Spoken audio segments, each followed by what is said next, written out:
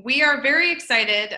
This is the second call where we have changed our format a little bit so that instead of handling sort of council business on these monthly calls, we're really trying to provide members with practical experience, information, as well as some case studies around how people are doing practice with community psychology.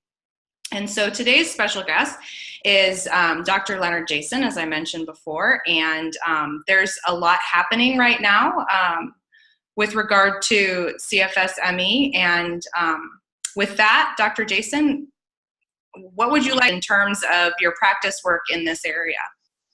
Okay, an article just came out in American Journal of Community Psychology, and it really had to do with the decision of to serve or not to serve on the Institute of Medicine, which was a panel that was put together in 2015 to basically name and to come up with a new clinical case definition. And I decided not to be part of that panel.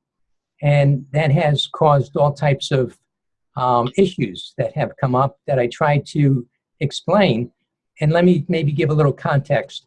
And I did send that article around, but for those of you who haven't had a chance to look at it, I was involved for about 25 years doing basic research on case definitions as well as the name.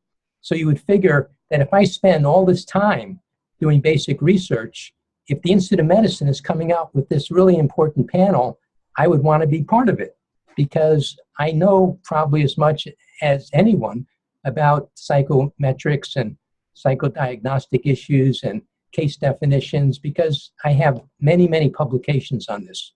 When I started in this field, they were basically saying that this illness was extremely rare. The Centers for Disease Control said that it was primarily a women, yuppie, flu-type illness. And in a sense, it had a lot of stigma associated with it. And the basic epidemiology I thought was flawed. I did a community-based study. It took me 10 years to work on that, to get the funding, to do the research. Although I'm not an epidemiologist, I had them on the team as a community psychologist. I was able to put together multiple disciplines. Eventually, in 1999, 2000, we came up with our estimates that rather than 20,000 people, probably over 1 million people had this illness. And that was very significant for a number of reasons because it made people take notice. So I was very involved in not just trying to understand prevalence, but also the trivial name, chronic fatigue syndrome. If you call this thing chronic cough syndrome, people would say, who cares? But if you call it chronic fatigue syndrome, people also say, who cares? If you called it something like bronchitis or chronic emphysema, more medically sounding name, it probably would mean something. So we've done basic research on names, and before chronic fatigue syndrome, this was actually called myalgic encephalomyelitis. And when we compared that name, saying ME, to CFS, the attributions changed dramatically based on medical interns and college students. I also did basic work on the case definition, and the case definition that was developed in 1994, called the Fukuda criteria, was very interesting. You had to have 8 symptoms.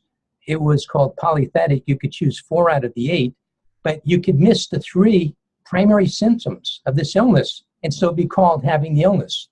So the case definition was completely flawed, and I wrote quite a few articles indicating problems with it. So given that I had a background in the case definition, given that I had publications, given that I had published epidemiological research, given that I had published research on the name and what a name might be, here a commission comes together that's going to be a defining moment for the field.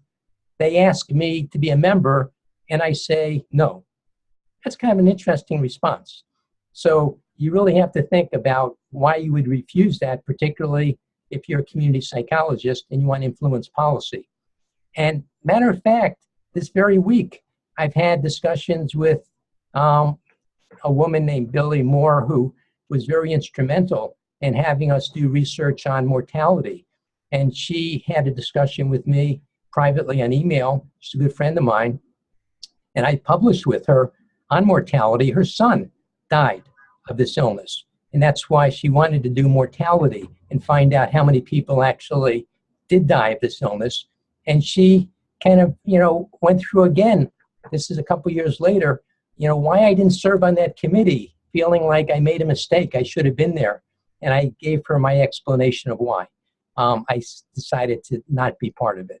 And I might add that this controversy continues today as to a new name they came up with, which was totally inappropriate, called SEID, Systemic Exertion Intolerance Disease.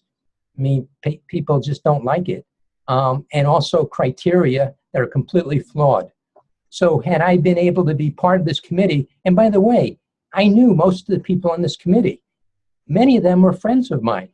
I would get phone calls from them, and they would ask me to come and be part of it. I did give a talk in Washington before the committee where I gave my analysis of what needed to be done. I might add that they followed a lot of my recommendations in their report, but they missed some real critical issues. And at a later point, when they wrote the report up, they asked if I would read it and give comments. I refused to do that also, because if my name was connected as a reader, people would think I was endorsing it. What they did was basically antithetical to all the principles of community psychology, the process and the outcome. And that's why I would refuse to be part of it, even though I might have been able to make a difference. I might have been able to correct some of the problems. I certainly would have opposed them coming up with a ridiculous name that everyone hates, at least the majority of people think is not good. And I certainly would have been able to tell them that they were making some strategic problems with their new case definition. I might add that their new case definition is so broad, and it's a clinical case definition, that includes people with all types of fatigue. And if you include people with all types of fatigue, it's very difficult to find a marker for what we think of as ME, or myalgic encephalomyelitis. ME is not just chronic fatigue. And because chronic fatigue occurs in multiple health conditions, it's also often dealing with people who have lifestyle issues. People with chronic fatigue often sometimes have 3 jobs and other family responsibilities. So there's lots of reasons for having chronic fatigue. What we're talking about is something very different. People, 25% are homebound or bedbound. Now, I might add, just to kind of go to another quick subject, Jen Bria is someone who was going to Harvard, getting her PhD, got sick, and this was around 2013. I had contact with her in 2014, where she basically wanted to set up an advocacy organization to do something about this. And it's really wonderful. She has a film coming out called Unrest. And she interviewed me for the film. But it's really a personal story about her, which is wonderful. And there's a panel discussion that's going to be occurring in Chicago at Facets Multimedia Week from this Sunday. So anybody who happens to be interested in seeing that film, I'll be on a panel which will be discussing that film. But Jen Bria, very interesting, wanted to set up an organization, which she did, called ME Action, which is an advocacy organization. And she asked me to be one of the founding members on the board of directors, which I did join. But then when they found out that their primary mission was going to be raising funds, external funds, and one of the primary things I do is write grants, I felt there was a conflict of interest. So I stepped off that particular organization, but have stayed connected with them in different ways. So let me just kind of give the basic situation once again. The Centers for Disease Control for 25 years set the agenda on this illness called ME and CFS. They underestimated the prevalence, saying that there might be 20,000 people with this illness.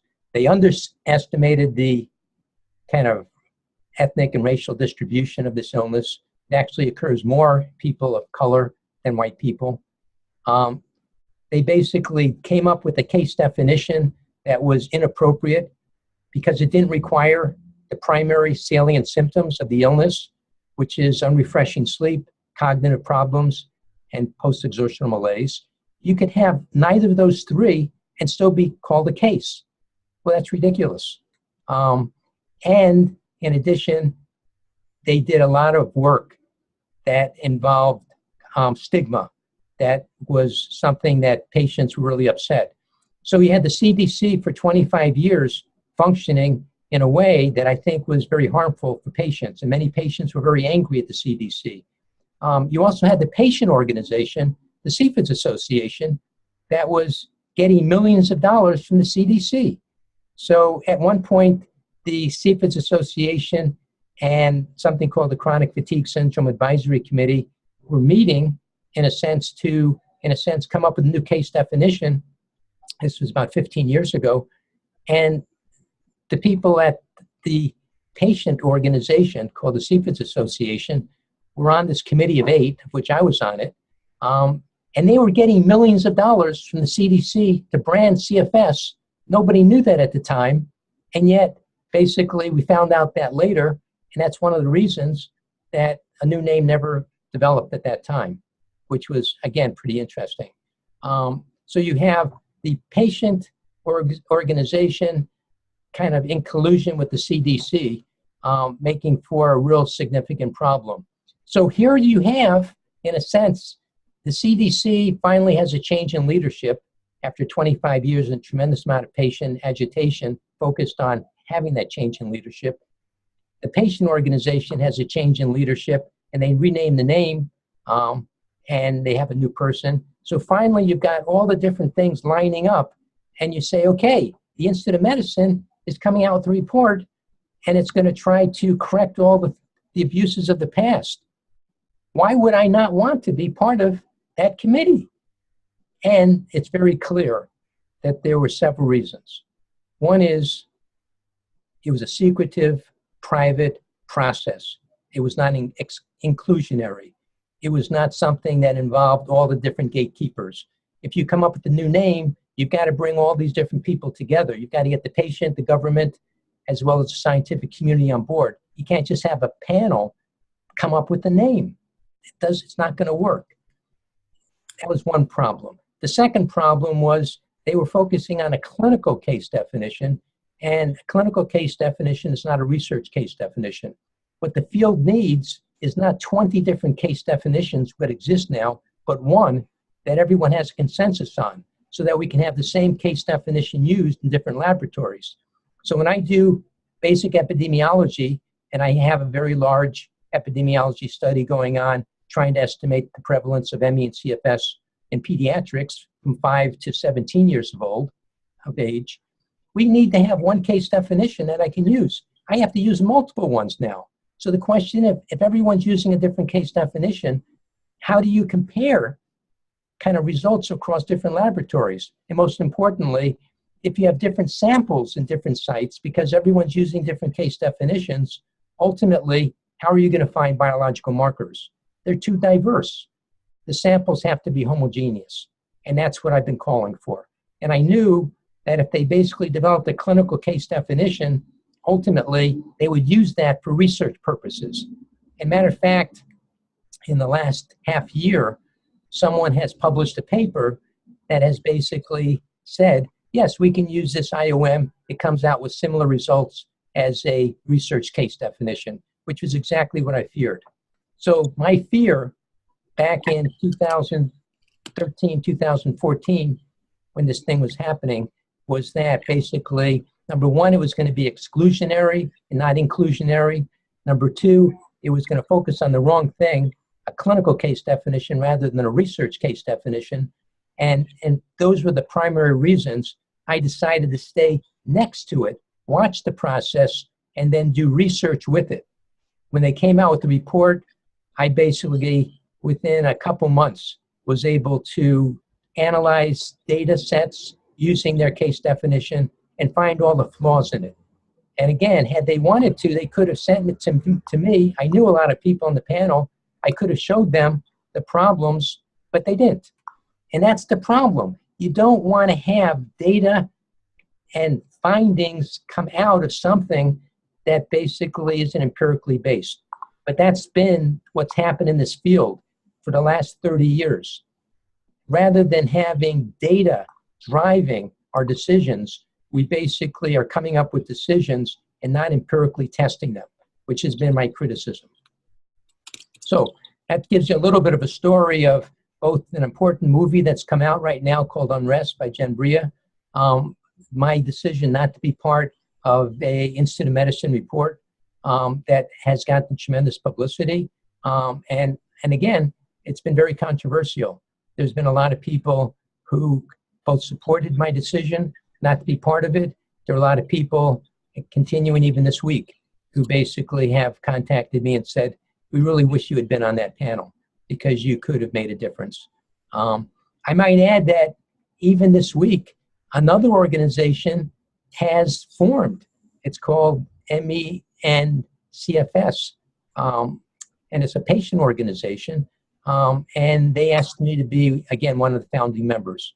So it's very exciting to be, so connected with the patient groups, the scientific organization of which I was very involved with, the International Association of Chronic Fatigue Syndrome, ME, and also the federal government, which I was on a federal panel, the Chronic Fatigue Syndrome Advisory Committee. So I've had a chance to meet all the key players.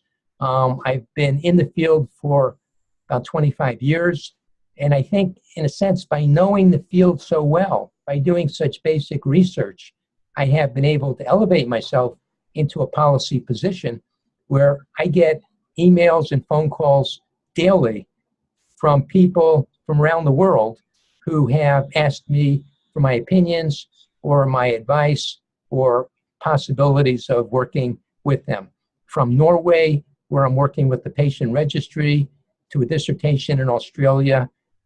These are just two things that happened before this call. That's amazing.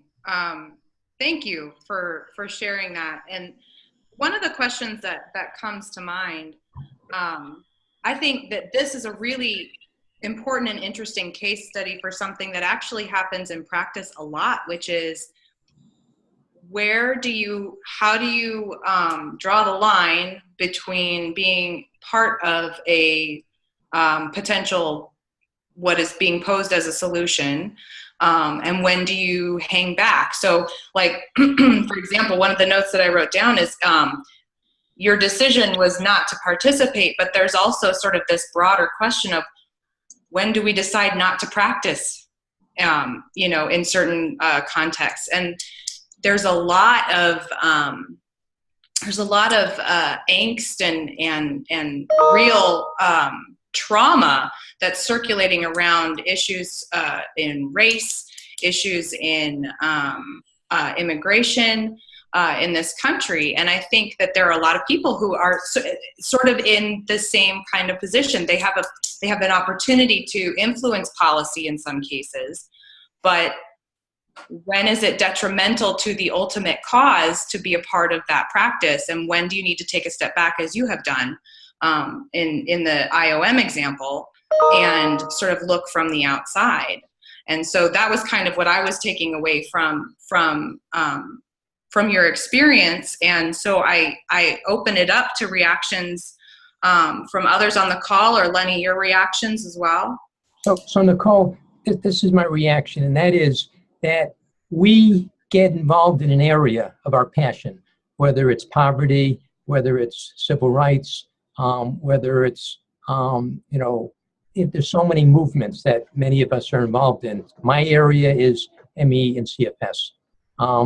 And there will be opportunities that come around where we can say, boy, this could really be something that could impact the field. The Institute of Medicine is an incredibly prestigious organization. And when they come out with a white paper, policy paper, it is read around the world.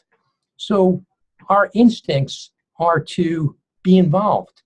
And while this is a white paper, this is the IOM, if the same issue comes up at the local level, where something happens and we have to decide, do we want to be part of it? And I'll give you an example of something more at the local level. That also happened this week. A reporter did a story on, and it's put in the title, Chronic Fatigue Syndrome, Do You Have It? And I posted it on my Facebook account, and I had a lot of people, including myself, who said, this is a trivializing title. And there was some good stuff in the article. And I contacted the reporter, and I said, here I am getting involved in doing something that has some harm. And I didn't expect it to have harm. I wouldn't have done it if it had harm, but I did contact the reporter. But a patient kind of went one step further, and she basically contacted the editor of the outlet. And the editor basically said, I'm sorry if we really blew it. Would you like to help write something, and we'll put something in our outlet? I think that was great. And so she's now not herself, but she's going to get a writer to put another piece in. So there's a borderline between when we decide to work with the media, when we decide to work with the community group, when we decide to work with the Institute of Medicine. And I think what it really comes down to is, if we think that participation, regardless of how big and how policy the implications might be, if we think there is going to be harm associated with that effort, we have to say no. We have to say we refuse to be part of this process. And in that refusal, we are making a very strong statement.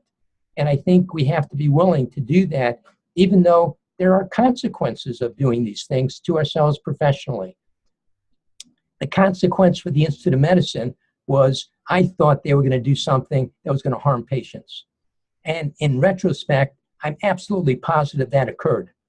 And I think if I had been part of that panel, I would have been either had to drop off it, or I would have had a fight with all these people. And I knew what the consequence was going to be, because it was not participatory. It was not inclusive. It didn't bring voices in. You can't have a secretive process among an elite group of people that's going to have an influence on a field. And my prediction was it would split the field, and that people would be for it, people would be against it, and that it would be so divisive that it would be better if it did not occur. And that's exactly what I believe has happened.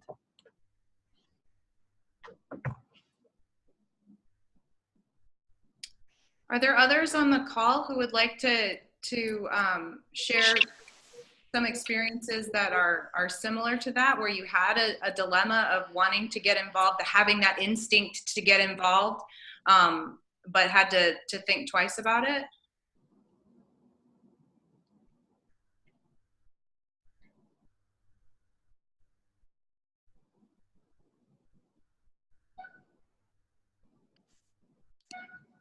I don't have an example, but this does bring up an interesting point about community psychology and complexity when it comes to ethics. I think we talk about that in the class, and it always shocks students when we bring up ethics in the community setting, and how, yes, we have to abide by certain things, but then you also have to have a gut instinct, and you have to stay true to your values. You can't compromise your values while you're trying to collaborate. And I think that just highlights that there is this complexity. We're dealing with people, and we're always thinking about unintended consequences of our work. And just there are no clear answers.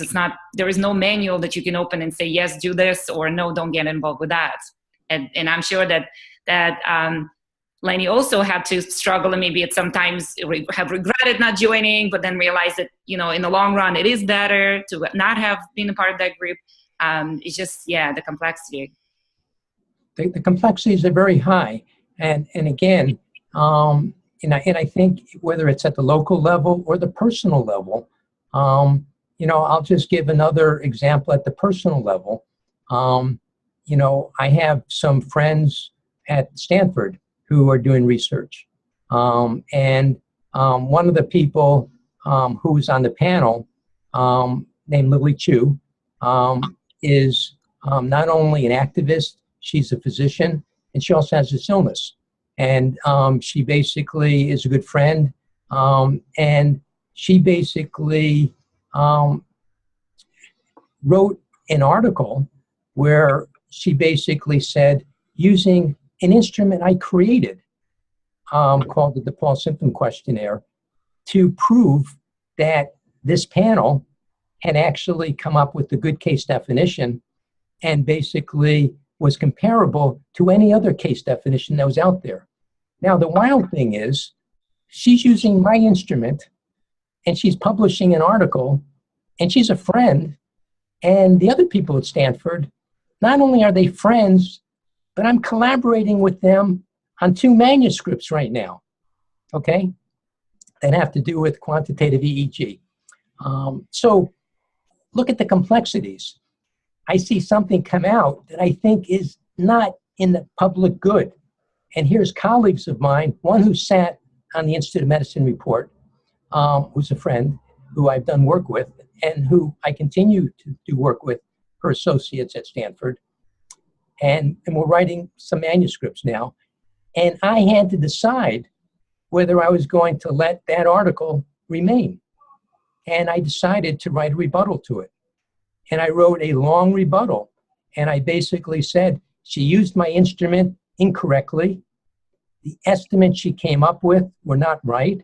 And that, in fact, the Institute of Medicine did exactly what I thought it did in terms of being incredibly problematic case definition. I sent this out. It was published. And she sent me a note. And she was certainly hurt that I didn't really have a discussion with her about this before. So again, talking about the personal, when you feel you have to make a statement, I have alienated friends and associates when you take a strong stand towards something, if you believe in it strongly. And do you have an ethical responsibility to fight? Another person at the CDC named Beth Unger came out with a paper in the last year, which basically said a case definition they developed 10 years ago, which I had a major confrontation with them on, because I, again, thought their case definition was totally problematic in the way they implemented it. She basically came out with a new data set saying that there was nothing wrong with that case definition. Again, I wrote a long rebuttal to that particular article that got published. So, again, we need to not only disagree when we think there's a problem, we need to be public about it. We also need to realize that we can alienate very powerful people who have all types of resources that we might want at some point. So all I'm saying is that at the local level, the neighborhood level, the community level, there are value choices in everything we do. And the more we get to know a particular subject area, and the more we know the players, and we know the historical conditions, it's almost like doing an archaeological dig. And as we do that archaeological dig in a particular area, we know it. We know it so well. We have a gut feeling of what's going to happen. We can almost do simulations, and we can say, if you do this, this is the consequence. But to be in that position, you have to really know an area inside and out, who the players are, who the different positions are, and that takes a real dedication in terms of years of commitment.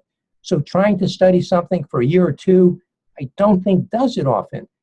I think, in my experience, working on something for 20 years is the minimum amount of time to be recognized as a player, to be part of that kind of establishment where you can really be going toe-to-toe with anyone and really making a policy difference. I'd like to point out something else too. Sometimes when someone who is a player in a field gets invited to participate on a panel or to review a report, there's a danger that that person's name and reputation are going to be co-opted to support things that they don't support.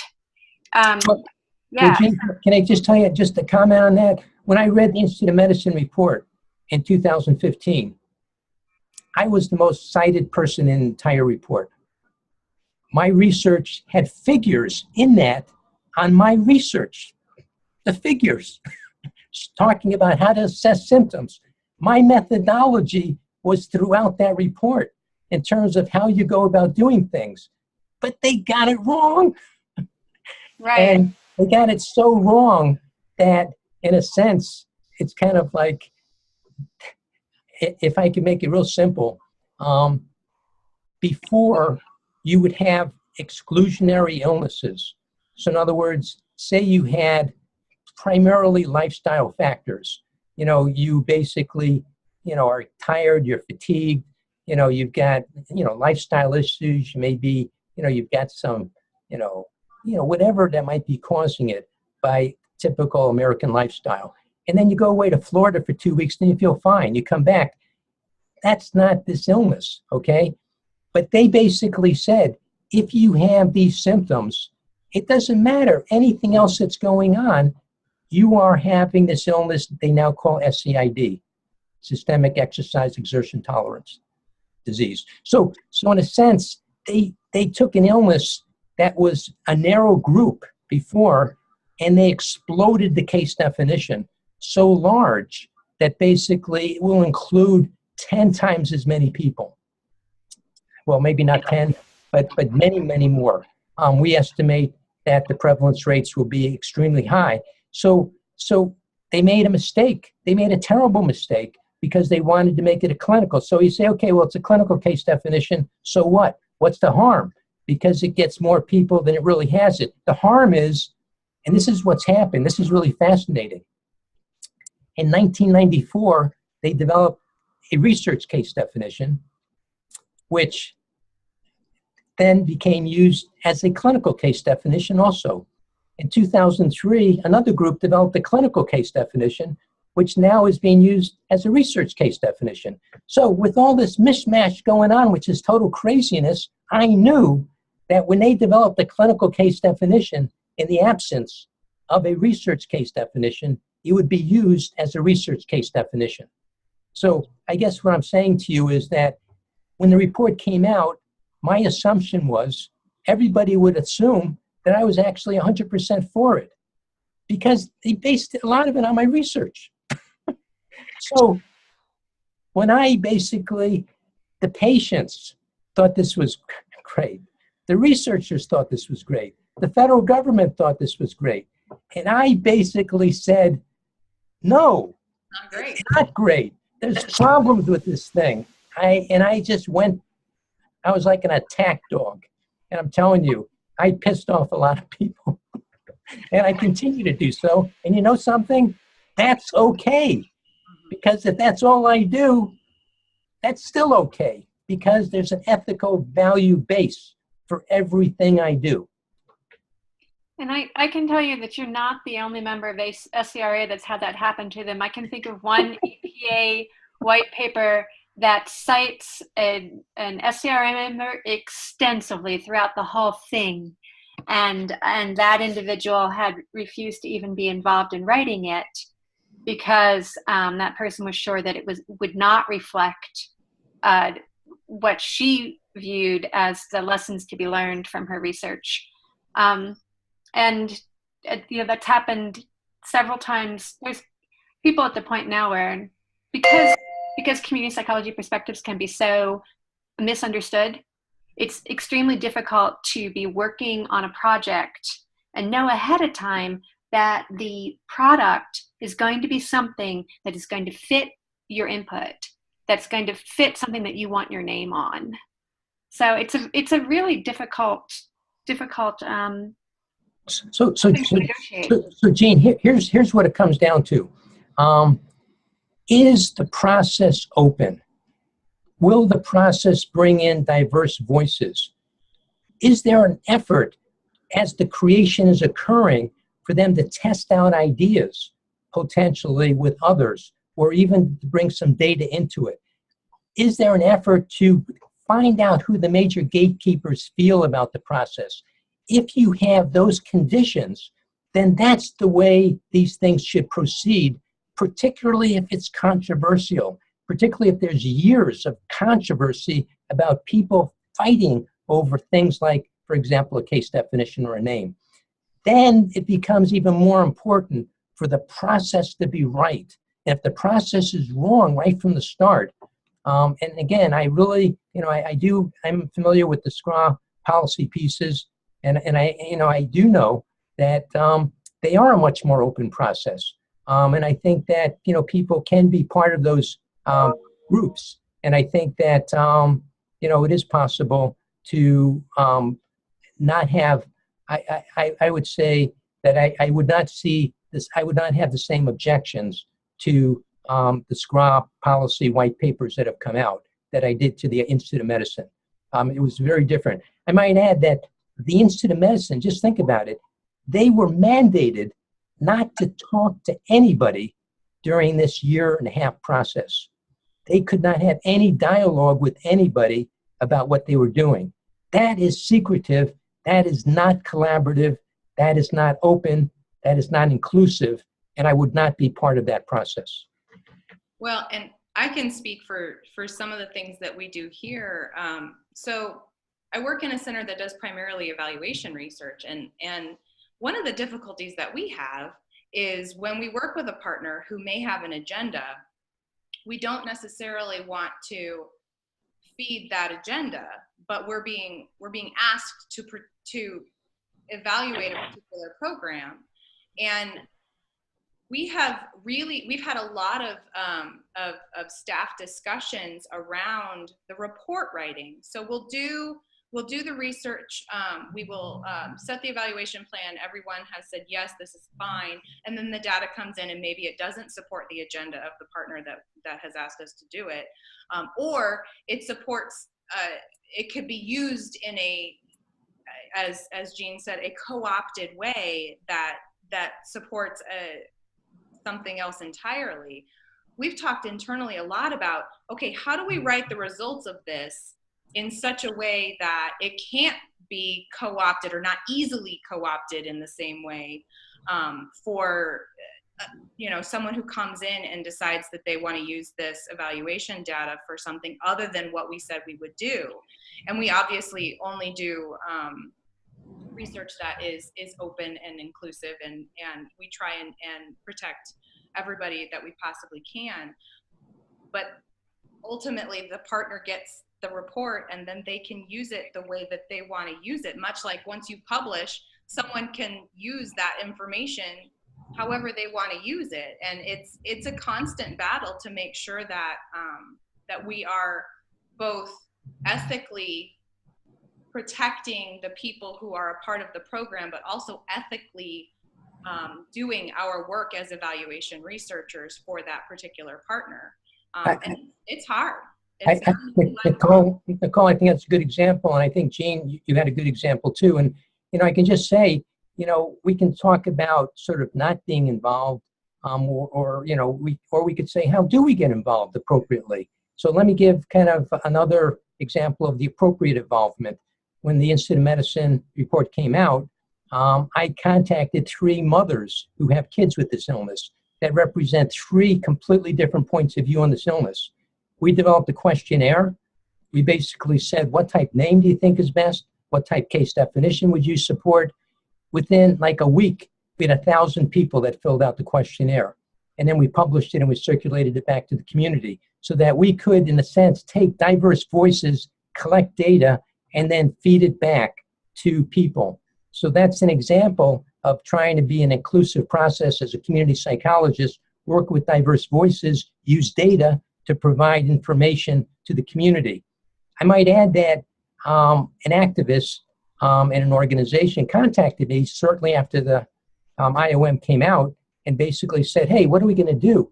This name is terrible, SEID, Systemic Exertion Intolerance Disease. That's not what we have. We have myalgic encephalomyelitis, which is really the name that got stolen from patients by the CDC in 1988 when they renamed the illness. So she said, what can we do? I said, well, why don't you put a survey together? This was before I did this other survey, and she did. And she put a survey together, which I helped her develop, and she again got over 1,000 people, and again information developed that was then used to go back into the process to show there was little support for this new name. So I think those are responsible things that we can do, working with activists or working ourselves on surveys or working with them. Those are two examples of things we can do to try to slow down the adoption process of something that I think in this case was really not in the best interests of the patients. Dave, it looked like you might have been trying to dive in there. Did you have something you wanted to add? Well, I was just, this is an interesting conversation, and I was reflecting a little bit on some of the work that we do, as some other folks have, and I think we do a fair amount of facilitation of community groups that are addressing a variety of different problems, and one of the ongoing conversations that we have is, as a facilitator of that process, do you have an opinion? Not being a member of the community, and personally, the sort of resolution to that I've come to is, you're a much more effective facilitator if you don't have an opinion. That's one sort of school of thought. But I think that the emphasis on sort of an inclusionary process is what's key here, because in those instances, if I can believe that the problem-solving process is inclusionary and diverse and draws on a lot of different perspectives, then I'm actually quite comfortable in facilitating that process and sort of accepting whatever the conclusion or whatever the intervention that the group decides on. So, but this is because I have been involved, and I can think of a couple instances where I've been in that position where I've been called upon to facilitate, and I've not been comfortable with the composition of the group or the degree to which the process has included a diverse set of perspectives. So it is truly an ethical question. Hey, Dave, I can just mention that in this area for 25 years, I have noticed abuses of power from the most powerful people in the area. People who have had incredible prestige and privilege, who have abused that privilege to hurt the interests of patients. And I've watched that process and the sidelines and tried to do my effort to do something. But the one thing I would constantly do is refuse to be part of what I thought was victimization that was occurring.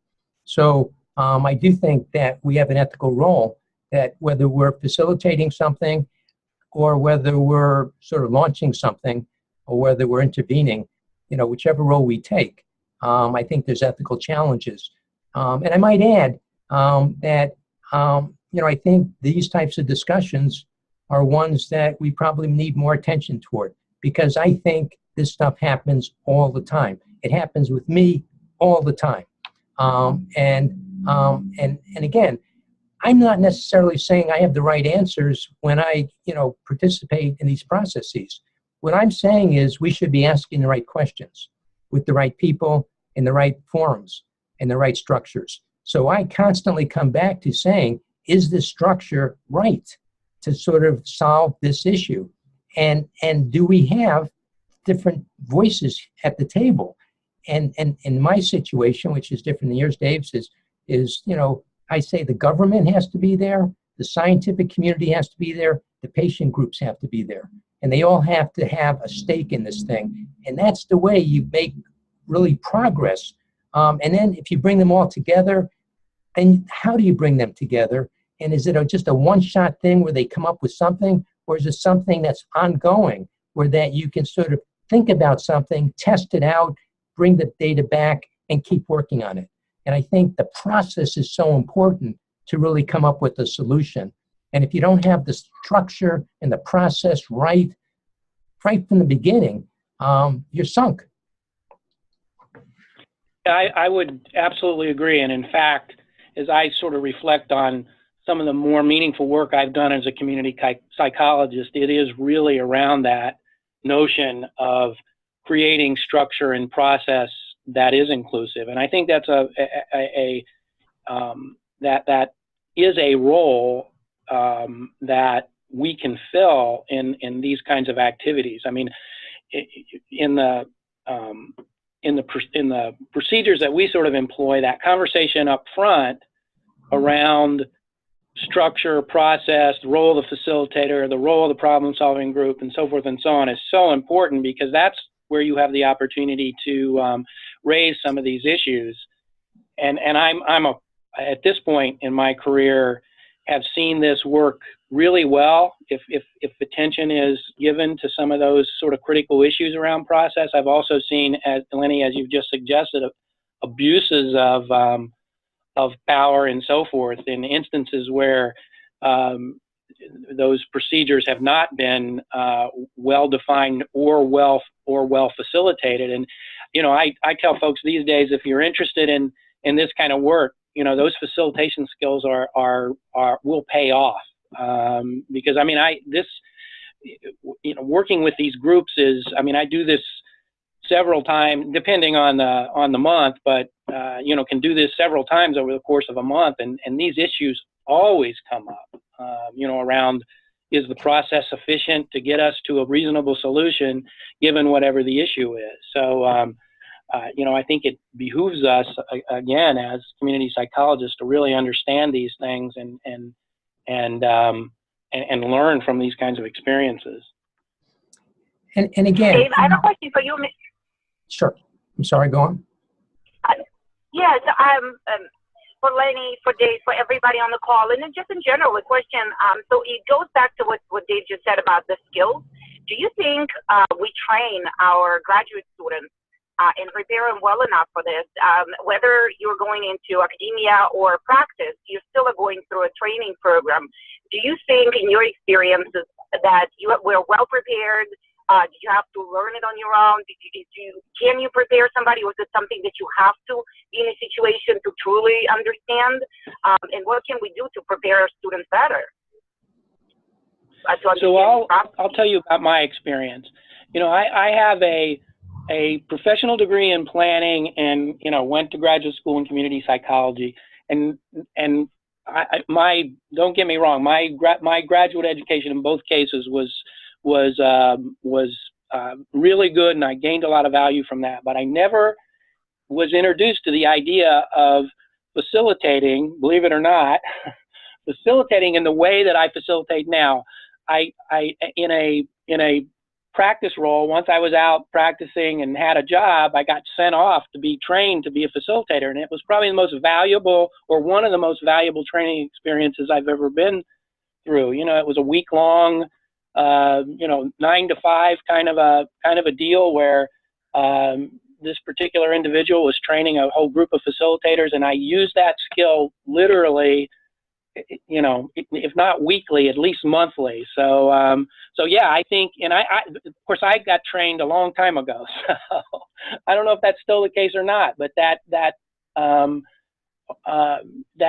idea of sort of learning that skill as an applied skill was not part of my graduate education.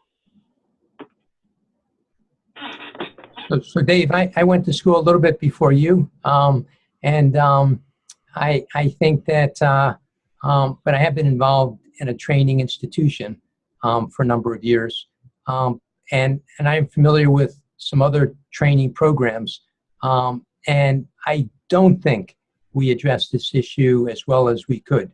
And for me, it really comes down to one of power and abuse of power, and many different kind of groups that I've worked with, the MECFS being one example.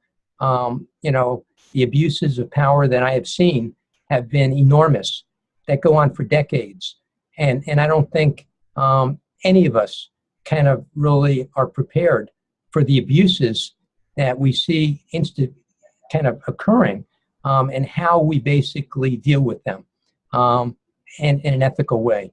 And when we have to just wait, and sometimes waiting for 10 years, waiting for 20 years. I mean, I had to wait 20 years for some of these people to change leadership so that more appropriate people came to be in power. And again, my sense is that the training that we need to understand kind of the patients, the powered abuses, the community coalitions, and the ethical issues, and how we can use data to possibly solve some of these issues, and how we can sort of really look at small wins, keep us motivated and not give up. But I do think that we could probably do a better job with basically talking about these structural issues that I think face everything we do when we leave the university. And matter of fact, the same things occur within the university as outside the university. It's just a different setting. Right. I do want to be sensitive to time because everybody's time is precious, but I thought I would ask Carlos real quick. Since you are embarking on your graduate career, what is your sense of how facilitation and some of the dealing with the abuses of power that Lenny talked about, is that something you're seeing in some of your instruction, Carlos, or no? Not as a training. The conversation will arise in class when looking at various topics. Power will be definitely something that we'll be talking about and reflect on based on current events. But a specific training and knowing exactly how and what to do is something that I think it's very valuable. Even just recently, we were looking into training on conflict resolution, and we were looking at that as something very valuable. So definitely the Summer Institute could be a way of graduate students gaining this great skills. Yes, and more about the Summer Institute will be coming out soon. But that's an interesting direction to look at. Okay, well, so the name of the film is Unrest, and are there other distribution channels that are picking that up, Lenny, that people could see? Yeah, it's going to be actually on PBS. Kind of, it'll be coming out, but it's in theaters, and one of the things that's really very pleasing for me, and again, I know this woman, Jen Bria, very well, is that the mortality statistics that she talks about, the focus on people dying, that's been research that we've been doing for like 10 years, and that came from patients asking us to do that research. The statistics that she cites on prevalence are data that we basically came up with. So to sort of see a film that's throughout the film, when they're talking about data, they're really referring to stuff that came out of our shop.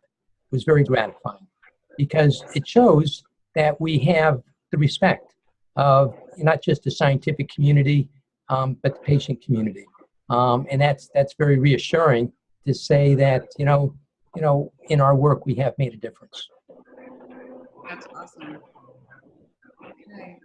Well, thank you everyone for joining the call today. This has really been a wonderful, productive conversation, and thank you, Dr. Jason, for joining us and agreeing on relatively short notice to come and speak with us today.